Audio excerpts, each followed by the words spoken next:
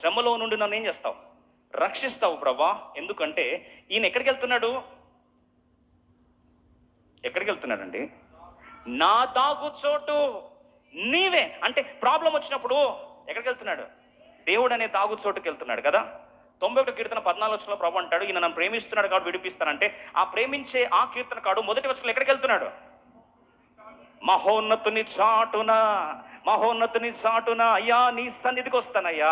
ఏ కష్టమైన ఏ బాధ అయినా 2-3 నా నామం పెట్టి చేరిన మధ్యలో అక్కడ నువ్వు ఉన్నావని నాకు నమ్మకం ఉందయ్యా. అందుకొరకే వారి మధ్యలోకే వస్తున్నా. నీ యొక్క ఆ యొక్క రెక్కల చాటున, మహోన్నతుని చాటున నేను నివసించాలి. సర్వశక్తుని నీడలో నేనేం కావాలి? విశ్రమించాలయ్యా. నీ మధ్యలోకి వస్తున్నా. అందుకొరకే ఇశ్రాయేలు చేయు స్తోత్రముల మీద ఆయన ఏమయ్యాడు? ఆసీనుడై ఉన్నాడు. అందుకొరకే 2-3 దేవుని సన్నిధిలో ఉన్నారంటే వారి మధ్యలో దేవుడు ఉన్నాడు. ముఖ్యంగా వారు ఆరాధికులైతే, స్తోత్రకారులైతే వారి దగ్గర దేవుని సన్నిధి కాదు, దేవుని సింహాసనము కూడా అక్కడే ఉంది.